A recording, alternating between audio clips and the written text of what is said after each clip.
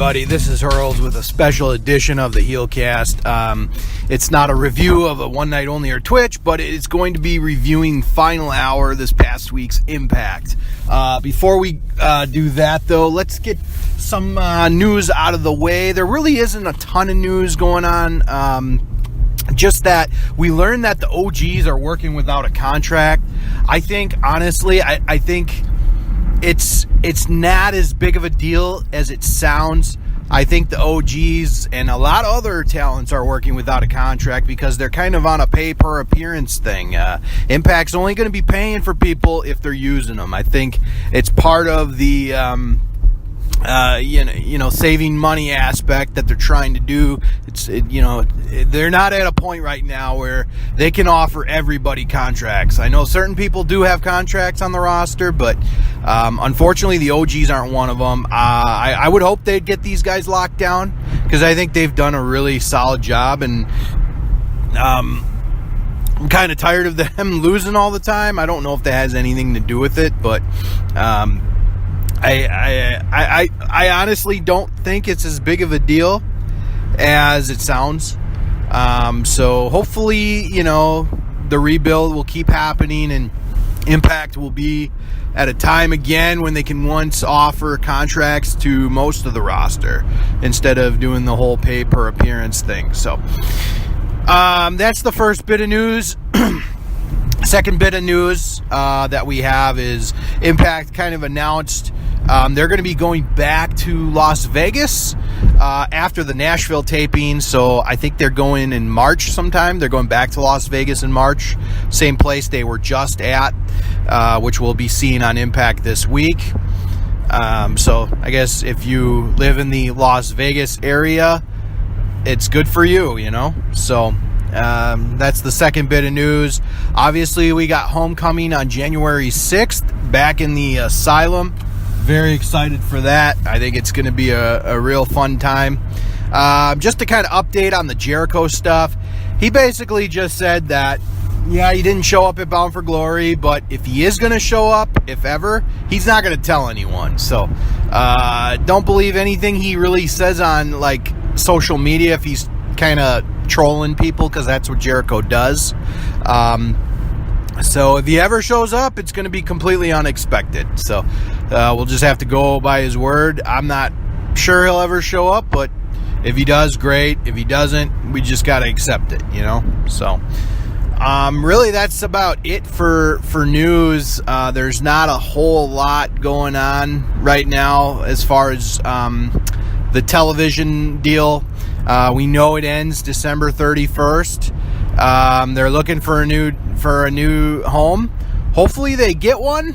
I don't know where it's going to be. Yeah, you would hope it'd be better than Pop, because I think it'd be silly to leave a network if you don't have one to go to, I think. But who knows? We're not sure if it's, Pop's decision to, not re-sign them, or if it was Impact's decision. We don't really, there wasn't really any clarification on that, but we just hope that with all the people that Impact has hired, that they can get a better television deal. I'm sure we all got stations in mind that we'd like to see them, but it is what it is at this point. So stay posted. Hopefully we'll hear something soon. But it is a good feeling, though, that Impact is no longer in the red.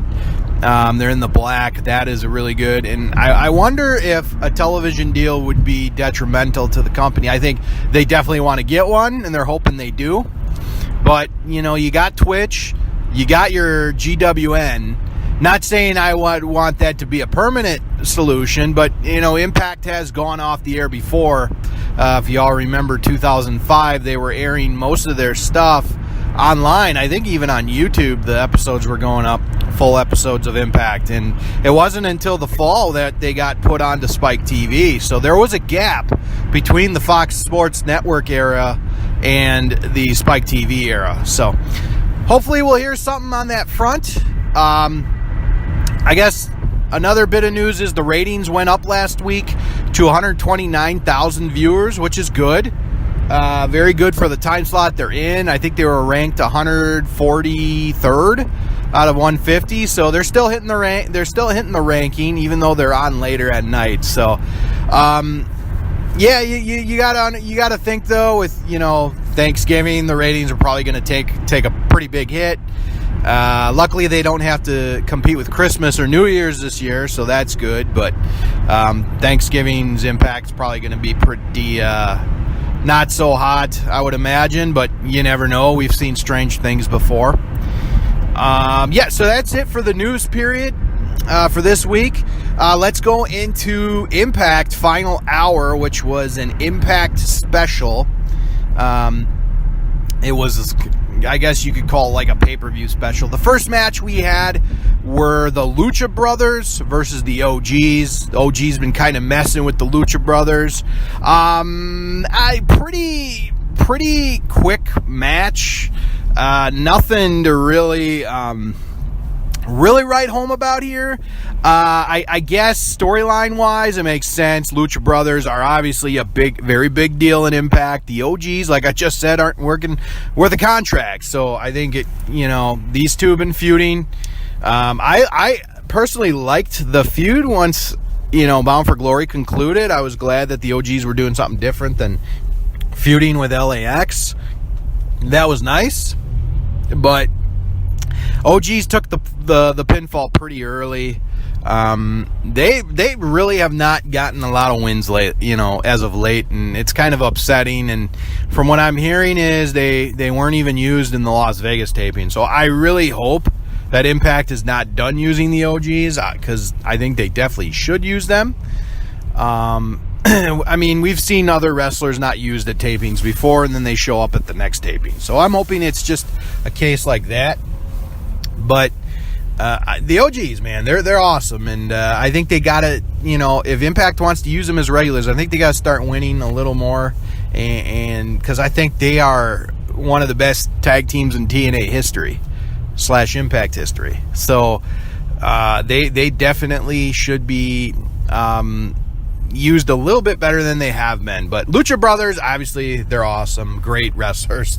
The stuff they do is just, you see it in video games. They're just so innovative, and you see new stuff from them all the time. Phoenix is super talented. He's probably one of the best luchadors I've ever seen since probably Rey Mysterio. So Pentagon Jr. is just a great character and just awesome in himself. I wouldn't mind seeing the Lucha Brothers with the straps pretty soon here, because Phoenix needs a title somewhere. So that was a decent match. I'd probably give it about, I'm not even going to do a star rating, but it was a decent match. I don't think it was anything better than that, though. All right, the second match of the night, we had a Jordynne Grace. She was debuting. Obviously, a very, very interesting look to her. Don Callis compared her to Rhino. I think that's a pretty solid comparison. She went up against Katarina. I had a couple issues with this. I don't think Katarina should have been used in this capacity. Now, Katarina did get offense in, okay? It was definitely not, I don't think it was a squash. It was a quick match, but I wouldn't say it was a squash match. But Katarina, former 2-time Knockouts champion, I don't think Jordynne Grace's first match should be against her. I think they should have got one of the Rise girls that they have a deal with and brought her to Impact and, had Jordynne Grace beat one of them. I don't think Jordynne Grace should have beat a main roster person so quickly. I think they should have built her up a little bit better and had someone that we really don't know. I think that would have worked a little bit better.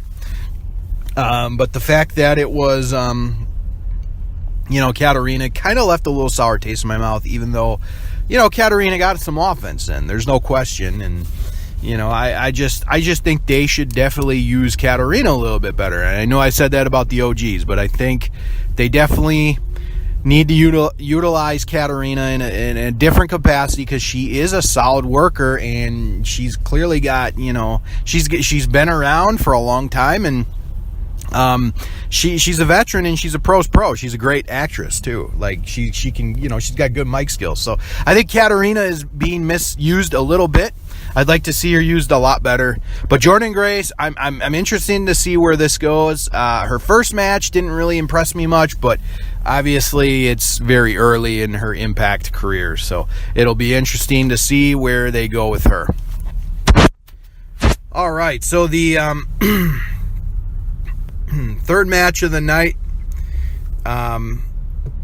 we got Moose versus Eddie Edwards. Now, this match was awesome. These two guys really went all out for this one. I think, Moose, it was hardcore. It was brutal. They did some brutal spots. I think they tore the house down. They really did. And Moose ended up getting the victory after Moose gives a running power bomb to Eddie Edwards on the ramp. That spot was brutal. This match was great. I think this match was my favorite of the night for Final Hour. But that match was really good. We also had backstage, Taya Valkyrie calls Tessa Blanchard a coward after she got herself intentionally disqualified to retain the Knockouts Championship last week. So Taya challenged Tessa to another match, and we don't really know what Tessa's answer is yet. I'm sure these two are going to be feuding for a while. It's a good feud. I think Taya's looked really good these New York tapings, and I think it has to do a lot with her getting her paperwork done so she can travel out of the country. So that's good to hear, because I think Taya's she could definitely be Knockouts champion someday. So I think she's done a really good job. So interesting to see where that goes. Obviously, we get some more of the Scarlett Bordeaux videos, the talent videos. Those interesting. We actually saw Shark Boy. That would be kind of funny if Shark Boy ends up winning that thing, but I don't know exactly where that whole thing's going to go. I don't know how much longer it's going to play out, but it is what it is. I'm enjoying it, I guess. The videos are pretty funny, some of the people that have submitted them. So then we also get the whole Undead Realm thing going on with Allie and James Mitchell. James Mitchell confronts Allie and Kiera Hogan. James Mitchell promises that if she comes with him, he will leave Allie's friends alone forever. And then we see Su Yung there, and then she grabs Allie's hand from the Undead Realm. So I don't know what's going on there. I guess I'm a little confused. I like this stuff. I really do. I know Raven Effect, our very own Raven Effect, does not like this stuff. I think this stuff is good. I think casual viewers gravitate to this, and I think they do. This is something different. We don't always need to see wall-to-wall matches every Impact, but I don't know where the storyline's going, and I guess that could be a good thing. But Allie and Su Yung, are they like a team now, or is this just going to lead more into the Undead Realm stuff? I'm sure Rosemary's going to have a place in there. So that's going to be, it's going to be interesting where that goes. And to see like James Mitchell's involvement in this. So, that'll definitely be very interesting, but, where it goes, I have no clue. Allie's clearly possessed by something. Her eyes turned black and whatnot. So, but I'm intrigued. I'm going to see wherever this goes. I think it's going to be, a good time, and it's going to be fun. So, all right. Then finally, we had another segment with Eli Drake and Joseph Park. Eli Drake is, he's obviously suing Impact because of the, he's basically saying it's an unsafe work environment, and he hired Joseph Park, but, Joseph Park brought up the name Abyss and his brother, and it just really set off Eli Drake, and Eli Drake just basically gave Joseph Park a beatdown. So this is kind of leading into something that I can kind of see where this is going. I don't know the spoilers from Vegas. I'm not going to tell them here, but that's kind of where I thought this was going. It's almost like a me versus or anti-hardcore stuff. I think we've seen some of these storylines before. I think Randy Orton had a storyline similar to this in WWE back in the mid 2000s when he fought Cactus Jack. I want to say Mick Foley, but yeah, I think this is where that's going. It's going to be interesting to see what happens next in this. But yeah, Joseph Park pretty much got taken out by Eli Drake in the middle of the ring when Eli Drake said he was going to hire him as a lawyer, but that fell apart. So Eli Drake's going to have to get a different lawyer now. So I'm intrigued by the angle. I think it's pretty good. It could be better, but we'll see where it goes. It's way too early to judge it yet. All right, and then the main event, we had a world title match. It was Johnny Impact versus Killer Kross. I have a little bit of an issue with this. Not that Killer Kross doesn't deserve a title shot. He definitely does. But I'm like the old school guy where I like to see guys get built up, and maybe I would have preferred if this was a non-title match, as weird as that sounds. I just think like it's really kind of out of nowhere for Killer Kross to get a title shot at this point. He's been with the company now for maybe 7 months. He's super talented. I hope he does win the title someday, because he is a monster. Okay, he really is. I just think that he should have had a little more build up. And right now Impact's in a rough spot because of the whole thing with Austin Aries. We don't know if that's a work or shoot yet. Our HeelCasters can't decide if it is, because I think I'm more on the lines of it's a work, but I know Impact Dude thinks it's a work too, but Raven Effect and Griggs, they think it's a shoot. They think it's real. So, which it definitely could be. It could go either way with this. But, the Impact's kind of in a rough spot because they don't have that number one heel to really go up against Johnny Impact right now. That's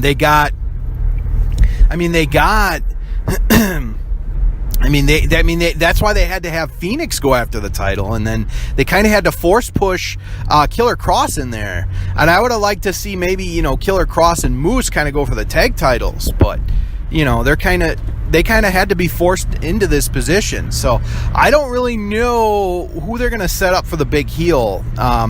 Obviously Eli Drake's always an option. And I think another guy they need to look at for possibly putting the main events is Sami Callihan, which, mind you, I totally forgot about. Sami Callihan did face Brian Cage in Ohio for the X Division title. I don't like the fact that Sami Callihan's going after the X Division title. He is definitely not really an X Division wrestler. I hope they don't start doing that, because they have guys that fit that X Division style like no tomorrow. And I think here's a question for you guys. Do you think Brian Cage is doing good things for the X Division? Because he's so dominating that he's just beating everybody. But who's going to be able to take that title off of him and make it look legit, unless there's, kind of what we saw with OVE beating Brian Cage, with the numbers game. So it's kind of made the division he's just dominated the division, and there's not enough competition for it. So the segment I liked, though. I did like Sami Callihan basically using a bunch of wrestlers from Ohio, and Ace Austin, by the way. If you follow my Twitch and One Night Only reviews, I'm a big fan of Ace Austin, and he was one of the guys that beat down Brian Cage in Ohio. So I liked that segment, though. I think it adds build up for their next match, which is going to be, I think it's coming this week, actually, which is going to be a real, for the X Division title. I don't want to see Sami Callihan win the X Division title because he doesn't really fit the style to me. Where I think Sami Callihan should go is the main event against Johnny Impact, because right now Sami Callihan, he's probably the top heel. So I think that's where they should put him. But it seems like this could go on for a little bit longer yet. So I did enjoy that segment. The main event match, going back to that though, that the match was good. It was very good. And I would say match of the night goes to Moose and Eddie Edwards, but this was definitely good. And the only problem I had was, Johnny Impact wins, which he should have, but I just wanted to put Killer Kross in that situation. I think they got to protect him a little bit better as far as his booking. But he took a loss. He's not undefeated. But I just think Killer Kross should be mid-card right now until they really want to go full force with him in the main event scene, which, could be soon. But that's just kind of how I view it. So, all right, that's the Impact review. I thought Final Hour was a pretty good show. There could have been a little bit more added to it. It was a pay-per-view style show, so that's what we were kind of getting. The matches were good. Like I said, I just had a few problems with, OGs and Katarina kind of taking the losses there, and I didn't care for, Killer Kross getting a title shot so quickly. I think this would have been perfectly fine if it was non-title and Killer Kross just wanted to hurt Johnny Impact, but especially since he kind of was taking him out. But anyways, I would say the show, I'm going to give it a 7 out of 10. I think the Moose Eddie Edwards match really helped it for me, and the Undead Realm stuff is very intriguing. The Eli Drake stuff is good. So there's enough hooks to hook me in for next week's show. So we'll see where it goes. I'm definitely excited for Homecoming. I can't wait to see them back in the asylum. Let's hope they get a TV deal. And anyways, that's Hurls Impact review for Final Hour. I will see you next week, hopefully with a returning Impact dude. Later.